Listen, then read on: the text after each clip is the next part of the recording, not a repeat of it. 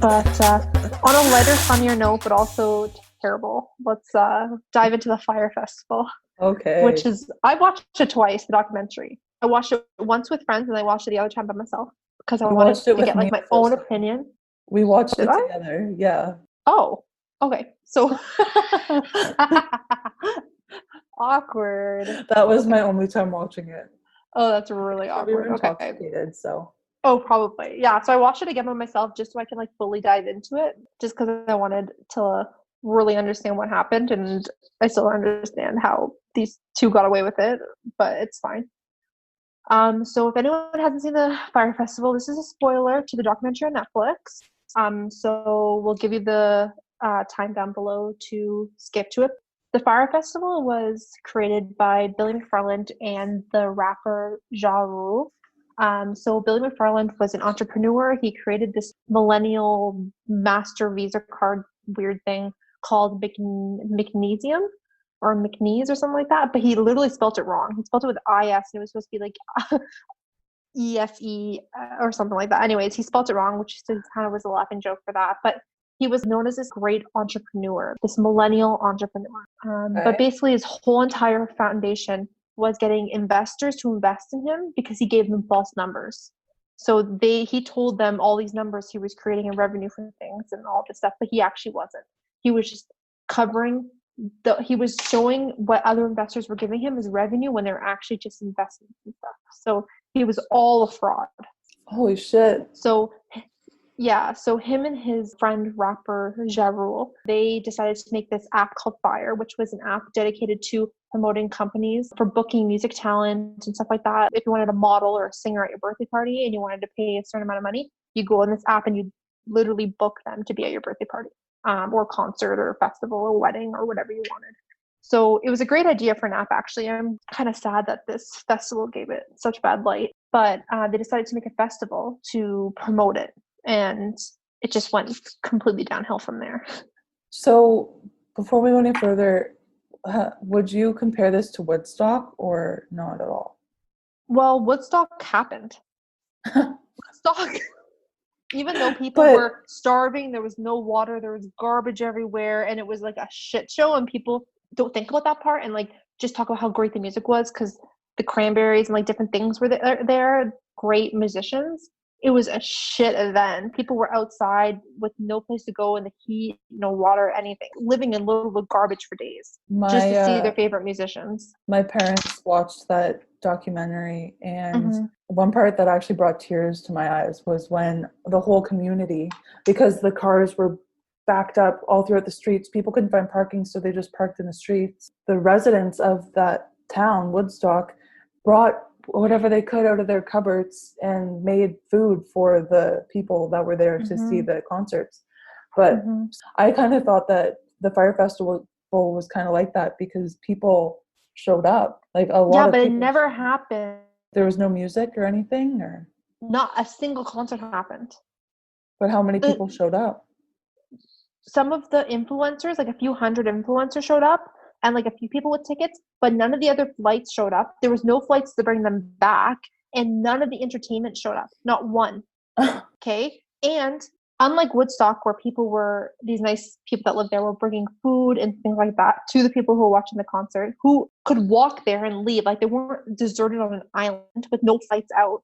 They also used impoverished workers on this very small island and made them work for weeks of labor to get this ready and then never paid them anything and just jumped on their private plane and left and didn't pay them a cent. Like these poor people worked weeks and got paid not a dime. And this one lady who owned a restaurant and cooked all the meals for everyone for the day or two that they were there and had all this food shipped in and like prepped everything for this week-long concert contract thing that she was signed for.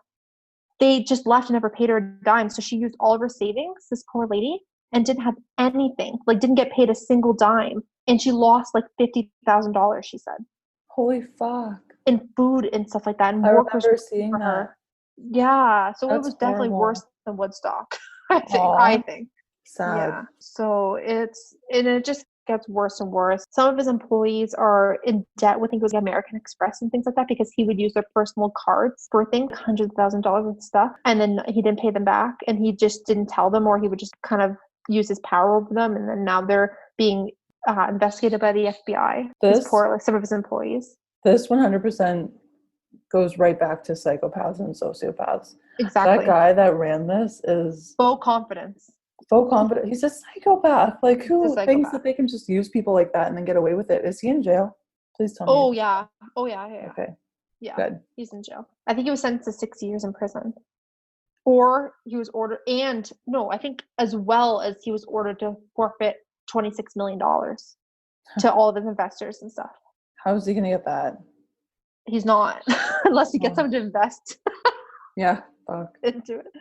It's crazy. And then I'm pretty sure there's also a class action lawsuit of $100 million in damages and stuff against him for like defrauding ticket buyers and his employees, not paying wages and stuff. It's just bad. Jesus. Yeah. So if we get kind of to the beginning of it, they decided to create this festival. And they got Instagram social media influencers, which kind of goes into the part of having power and social media and what it creates, because he was using these social media influencers, which is brilliant, to post pictures of the Fyre Festival before it started to really get people's attention as this mysterious island getaway festival. It was like the new thing on Pablo Escobar's island, all this kind of stuff, really to drive people in. Took these like beautiful ocean view shots and videos of Haley Baldwin, Kendall Jenner. I think Bella Hadid was in it, just quite a few people. And then he paid the money, I believe. And then during the that part, they were getting so much attention that people were buying things immediately. And they had all these packages, like the villa package, the yacht package, all these different packages that didn't exist.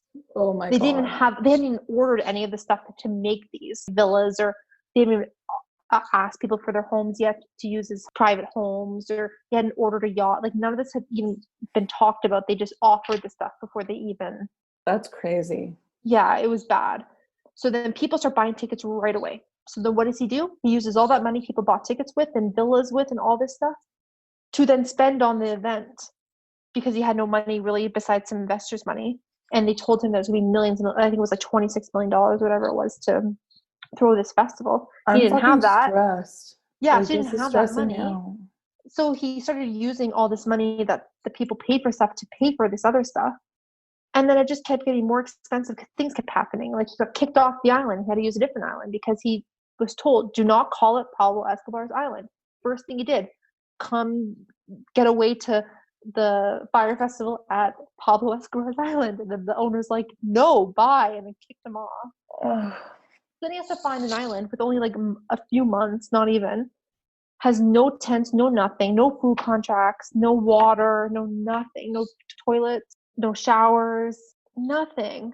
It was bad. It was so bad. So I remember seeing that, like, people arriving and just everything being shit. Arriving and there's no cars or anything to bring them anywhere. They're flagging random strangers down to ask them to bring them to the main part. And then finally, I think a bus showed up and took some of them. And when they finally got to the main part where it was these random FEMA tents, hurricane tents from when all the disasters happened. They brought them to a bar where that poor lady who we talked about earlier had to use her own savings to pay for everything, because she was never paid a dime back for any of her contracts. Oh my fuck. To feed everyone and give everyone drinks. I think everyone was kind of like having fun, a little bit relaxing. And then when they finally were like, hey, like, we'd like to get to our tent, we'd like to freshen up, blah, blah, blah. When can we get to the actual events? They were brought there on the bus, and they just were in complete shock when they saw all these white FEMA tents everywhere. Oh my gosh. Yeah, it was bad. I think the worst thing that really did it for them, when other people started to not show up, and celebrities started to cancel their trips, and entertainers, and like, I think it was Simple Plan, and I can't remember who else was supposed to. I think it was Major Lazer. Oh, there was like big people coming. A few big people, yeah. They started canceling right on social media. Hey, we don't think that they will support the kind of show we want to provide to you guys. We're out. just kind of generically saying, never mind, sorry, but being nice about it. Right. But I think they knew that it was too good to be true kind of thing, because I'm pretty sure they were offering 2-3 times more than they would have actually been paid to do this. And they were kind of skeptical from the beginning to book these people. So if what I remember correctly, the thing that really ruined them on social media was this guy posted a picture of their lunch that they were given. Like there wasn't any vendors or anything. There was just this one restaurant. And she had no supply. She didn't know what to do. She didn't have enough for everyone. Yeah, she's doing her best. She was running out of time. They came a few hours early. She had no idea what to do. There was no proper planning for this. It was a cheese sandwich. White bread and slice of cheese with a piece of lettuce, I'm pretty sure. That was the lunch. Oh my God. They knew that as soon as that was posted, it was done. Yeah, everybody's like, fuck this. A cheese sandwich.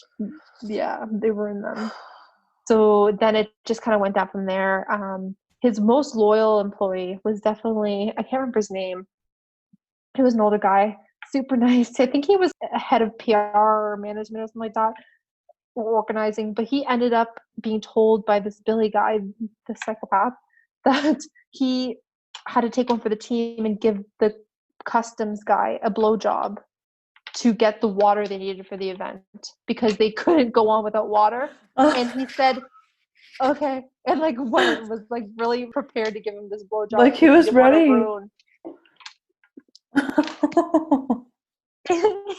It glitched when you were saying that, and it was the funniest thing I've ever heard. Ready. Oh my God. That's what it sounded like. Like he was ready to take one for the team or give one. Like he said, he was ready. I think he brushed his teeth, popped a mint. He was ready to go. That poor guy. I wouldn't do that. He admitted to it right on Netflix. I would never do that.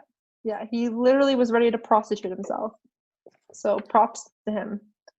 Good for him. But I'm just glad that that's all over, and I'm hoping consumers will be a little more aware of random events that come up that are brand new, not to buy the yacht package. Honestly. Or if you're going to, make sure you're 100% sure that this is a real event.